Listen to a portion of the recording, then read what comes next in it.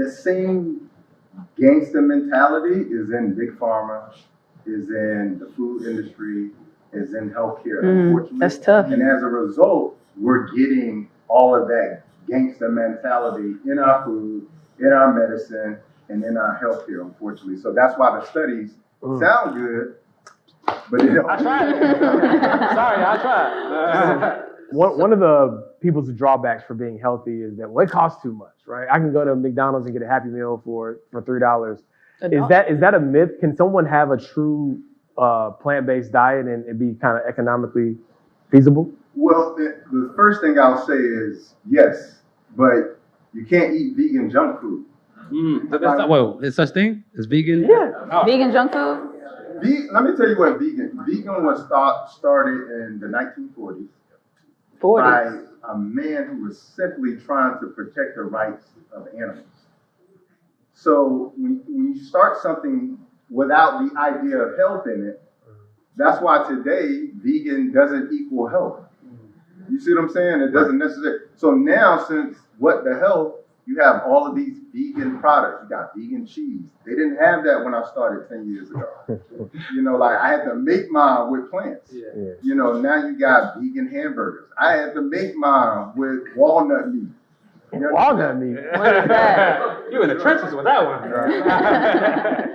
check out my recipe book. Gotcha. Okay, I still got a recipe book. Okay. Yeah, but the point I'm trying to make is that the unfortunate thing is, you know, veganism really didn't start out with the idea of being healthy. It started out with the idea of protecting animals.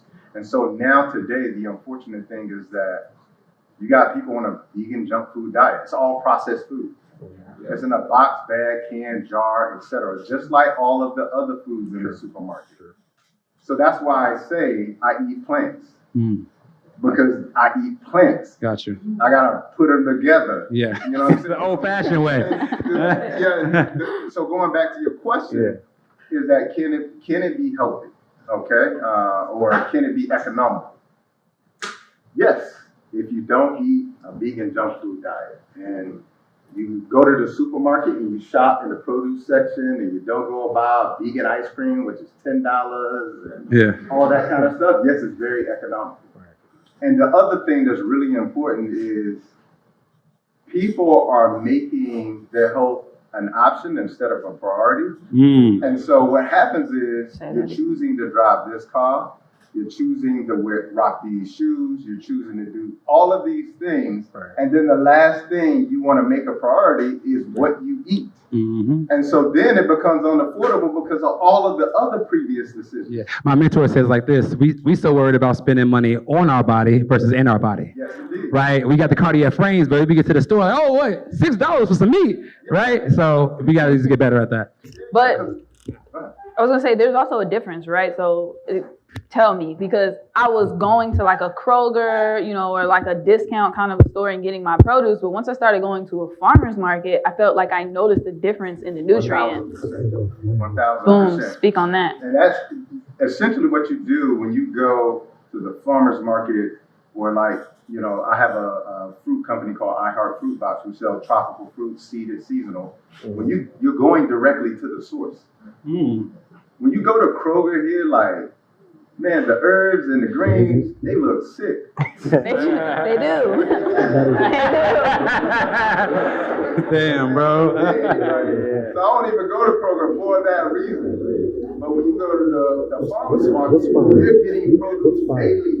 So you're getting the fresh produce. The other thing I'll mention, and then I'll lead you to the next question, is it's very important, like as I become an entrepreneur, and because I started my journey with health, what I'm understanding is now I'm building generational wealth. Like if I passed away today, I got everything set up where my mom was good. Like one of the major benefits, one of the best things I've done in my life was being able to buy my mom a house this year on her birthday, a house on the lake. Hey.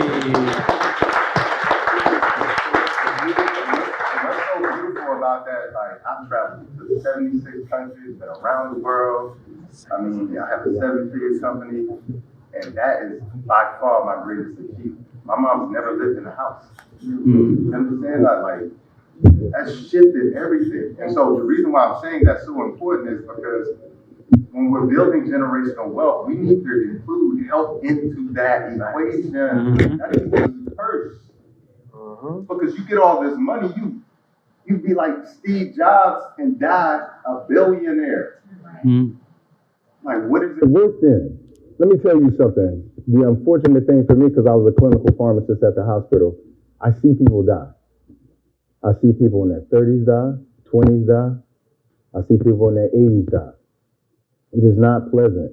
On your deathbed, you will not care about your Gucci bag, your clothes, none of that. So that's why you start with health and you build, that's the foundation. Because now you got a healthy mind, you can think with more clarity. Now you got energy in your body, in your spirit.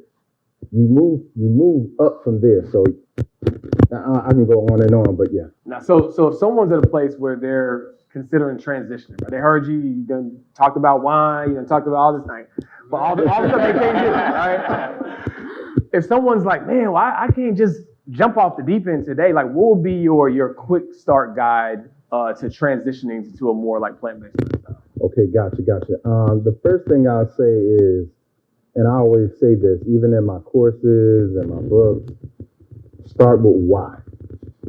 People don't understand that, like, people think I need to get healthy. I don't need a why for that. Like, just makes sense. I need to be healthy. No, you need a why in today's society. Because when you think, the first time you think I need to eat something healthy, that's not your first thought to eat something healthy. Right. You actually got to have a conversation with yourself when you go into the restaurant and look at the menu. You like, chicken wings, like, man, look. I'm going to get the salad today, but then you start thinking like, they got that too.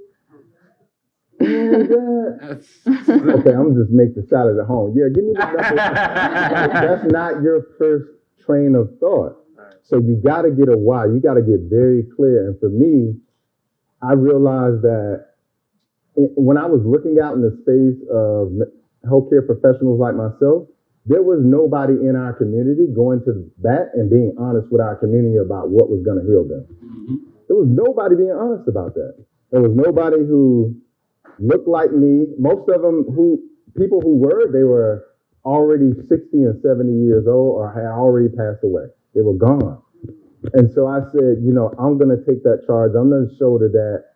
And what I'll do is I'll be the example, not only to my family, but I'll be the example to my community that this is what health can really look like at 43 years old.